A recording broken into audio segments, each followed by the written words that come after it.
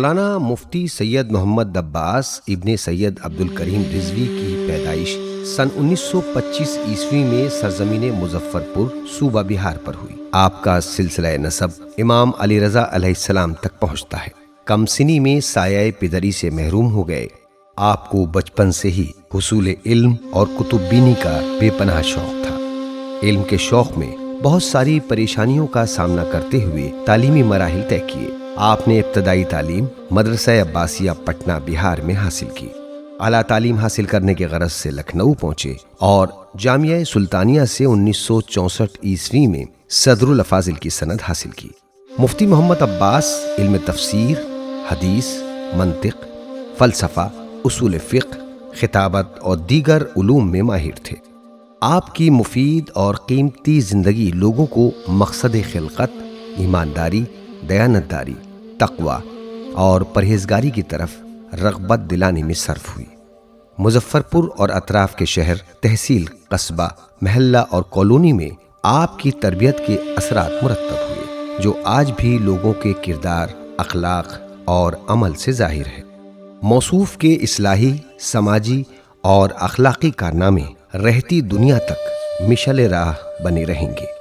مفتی محمد عباس نے ملک اور بیرون ملک میں اپنے فریضے کو اچھی طرح نبھایا، جن میں سن 1946 سے 1950 عیسوی تک محلہ کمرہ مظفرپور کی جامع مسجد موقوفہ نواب محمد تقی خان میں امام جمعہ و جماعت رہے۔ سن 1950 عیسوی میں تنزانیہ کے شہر لنڈی میں پیش نماز کی حیثیت سے 10 سال خدمات انجام دیں۔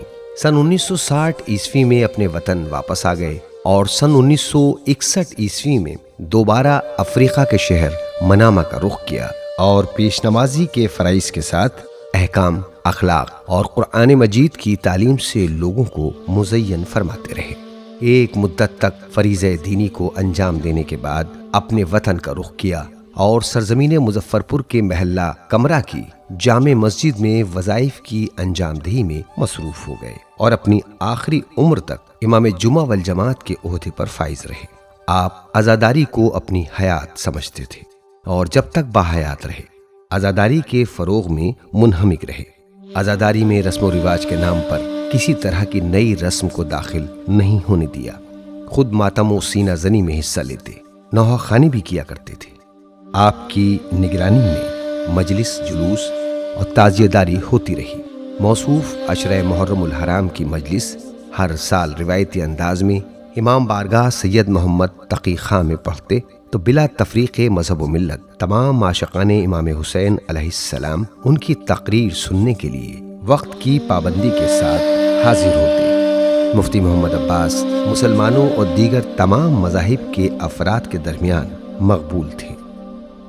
آخر کار یہ علم و فضل کا آفتاب 22 ذی الحجہ 1412 ہجری بمطابق سن 1992 عیسوی بروز پنج شنبہ سرزمین مظفرپور پر غروب ہو گیا۔ مجمع کی ہزار آہ و بکا کے ہمراہ جنازے کو آپ کی وصیت کے مطابق کربلا لشکری پیر داؤدی پور مظفرپور میں سپرد خاک کر دیا گیا۔